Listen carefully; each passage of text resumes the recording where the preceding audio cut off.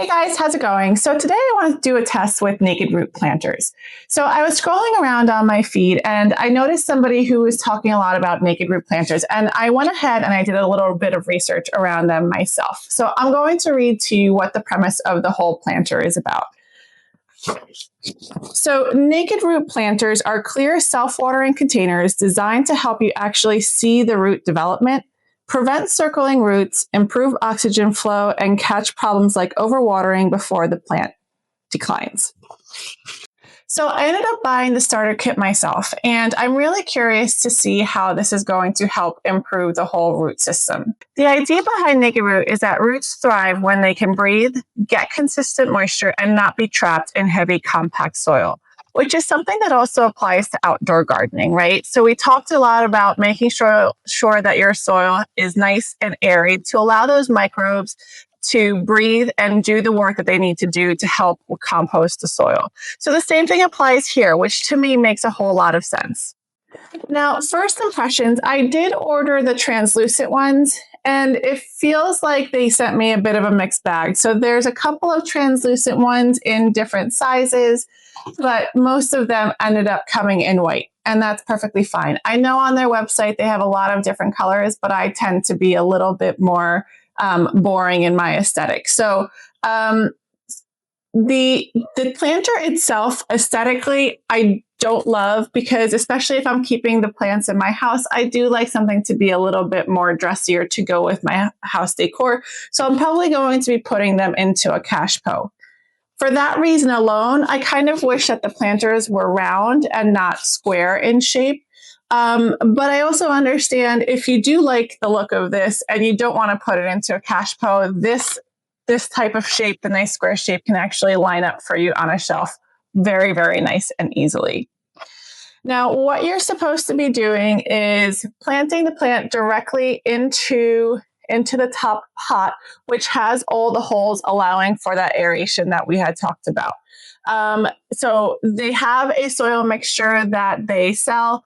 I'm going to be using my own soil mixture, which is a nice chunky mixture of espoma soil with some orchid bark and some leca balls mixed in there. So that should be fairly similar to what I would think that they would be selling. And then from what I understand, you plant the plant in here. The first time that you water the plants, you water directly over the top of this. And then every other time you're going to be watering in this half little sun circle that they have right here. So for this experiment, it's going to be quite simple. I have picked a very large variety of my houseplants. Some of them are in better shape than others. And I just wanted to see which ones are going to do better and which ones are probably not suited for this type of planter. And then we'll do some periodic updates throughout the winter season to see how things are doing. And that's about it. So let's go ahead and get started. So the first one I'm going to start with is this variegated philodendron ring of fire. And these roots of this philodendron can be rather aggressive, so the root growth here can be quite fast. So I'm curious to see, once I stick it into this container, if that's going to continue or if it's going to be even more aggressive. So I'm not going to take too much of the soil off. Literally the only reason why I'm removing it is just to make it sure that it fits into this new container that it's going to go into.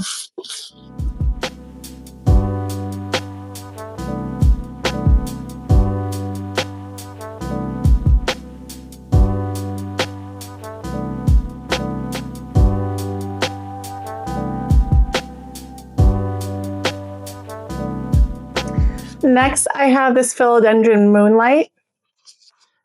So this plant has more of a steady root growth, but it hates to be waterlogged. So this naked root planter should help with that problem.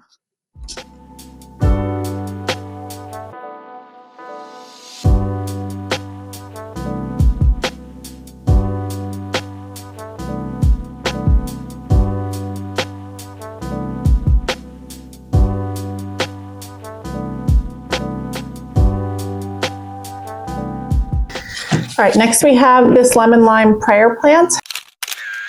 And these show signs of stress very quickly. So if this does not like the moisture levels that it's in, be it too moist or not enough water, it is going to tell me really fast.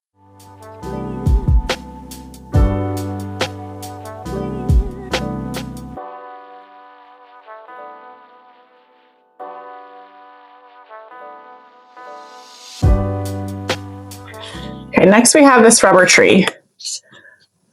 I think I'm the only person in the world that can't seem to grow a rubber tree. So we're going to give this guy one last shot. Rubber trees have fairly chunky roots and hate to have wet feet.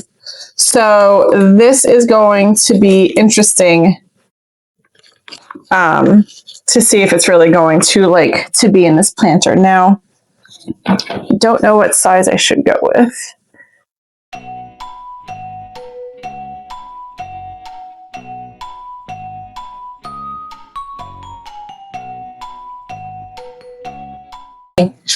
All right, I'm going to try to put her in a smaller pot. I'm not sure if that's the right way to go, but we're going to try it.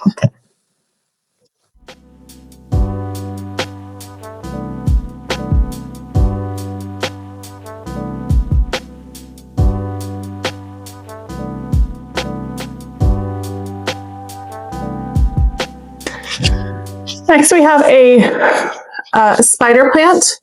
So this produces some fairly thick roots. So it'll be interesting to see if the air pruning is going to work for this. And because the roots grow so quickly on a spider plant, I'm just going to go ahead and pot it right up into a larger size pot from the get-go.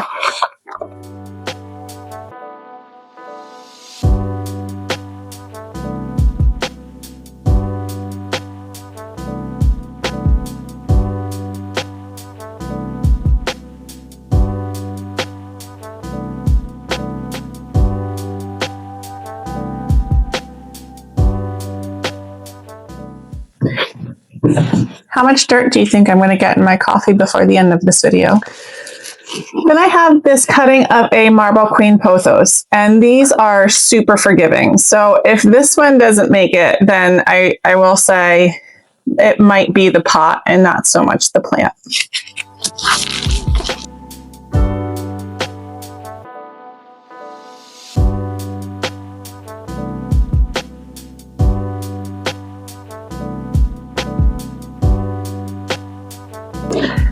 This is a very thirsty scindapsus, as you can tell by the leaves starting to curl. And this one is fairly sensitive to moisture. So this is another one where too much moisture or too little moisture, it tends to throw a little bit of a fit on me. So this one is going to be another one that I'm going to put in the let's see how this is going to work out category, because it'll tell me real fast.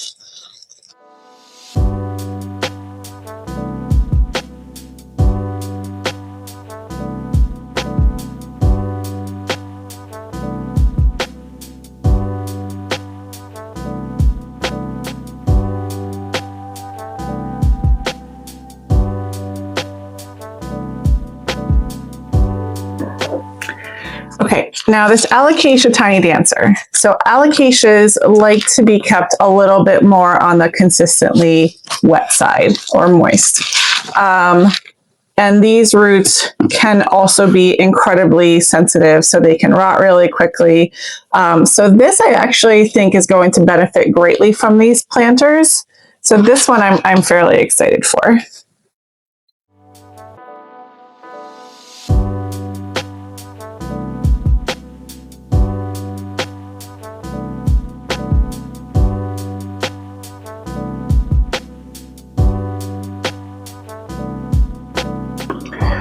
Okay, then I have this hoya. Hoyas really like to dry out. Their roots are very, very fine, and they like to be tight in their containers.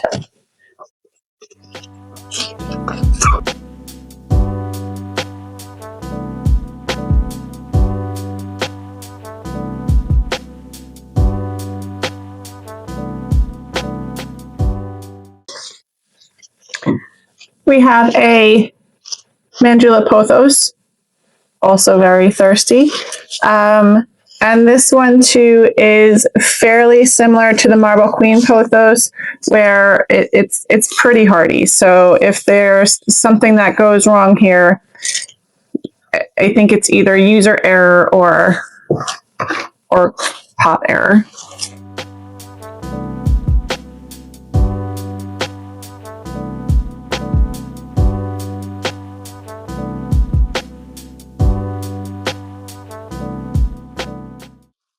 Next, we have rhipsalis mesembryanthemoids. I'll definitely pop that on the screen for you guys. But it is a tropical cactus that loves airy soil and steady moisture. It's super sensitive to overwatering, so I'm really curious to see how it'll react to the naked root planter. This setup might be perfect for it, or it might absolutely hate it. So we're just going to have to wait and see.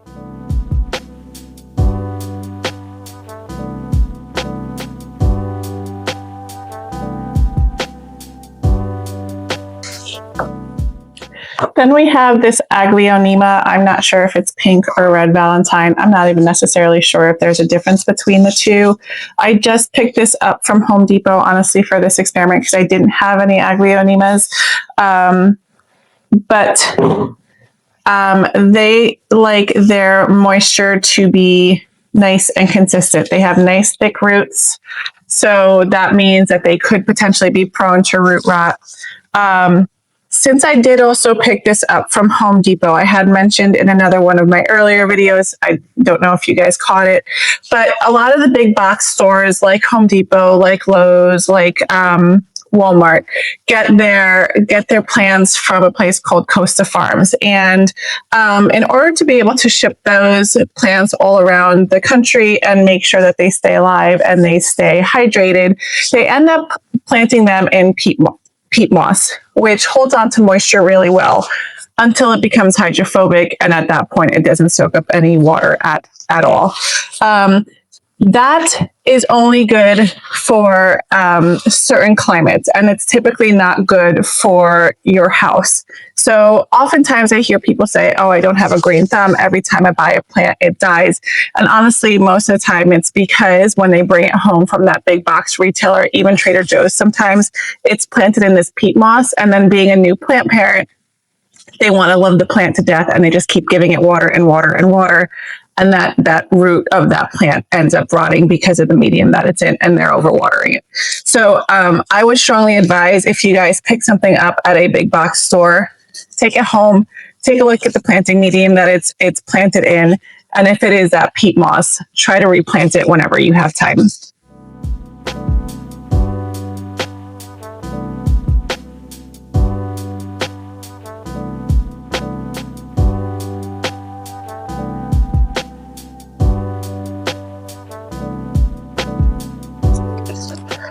I have this very neglected anthurium paladiflorum. I'm not 100% sure if I'm saying that correctly. Anthuriums in general are very, very sensitive to moisture levels. They have thicker roots, causing them to rot very easily. So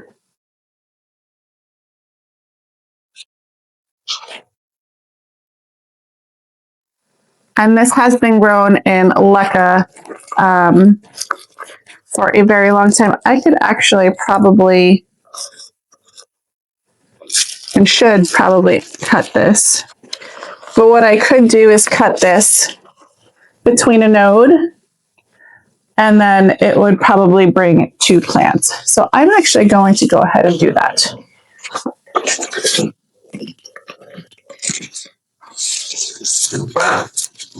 I am going to let this callus over before I stick it into the medium. But for the other one, I'm just going to go ahead and stick it into this pot.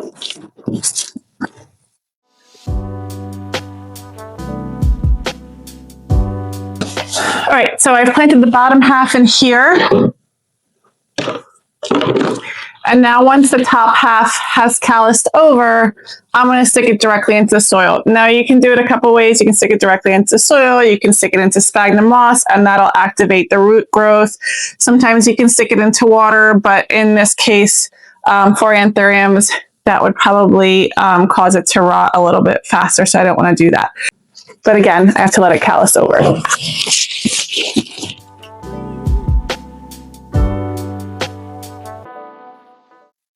I have a pink leaf syngonium that I also picked up for purposes of this experiment from Home Depot. Syngoniums are very forgiving. They're actually weeds in certain parts of the country. So this one, I think, will also be another plant that does just fine in this planting medium, as long as, like I said, there's no user error.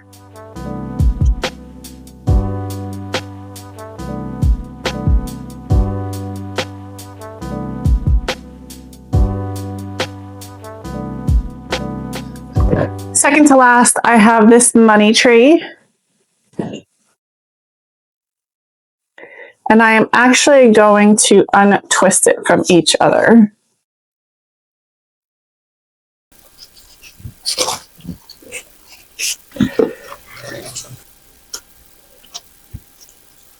I have an itty bitty container. I could try to put it in here. I'll put it in the itty bitty container.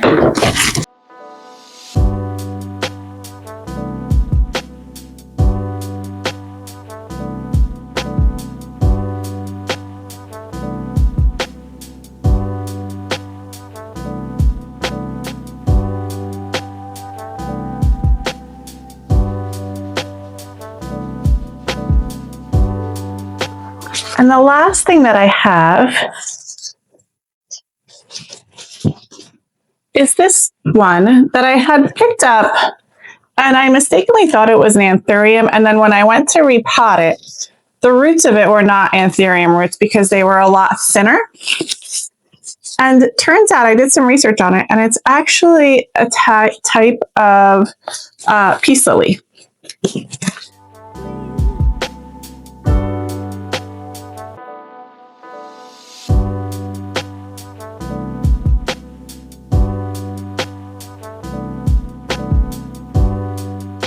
All right, guys, everybody's nice and watered in. The next thing that I'm going to do is I'm going to place them all under the grow lights that I have in the basement just to keep the experiment fair so that one plant isn't getting more light than another.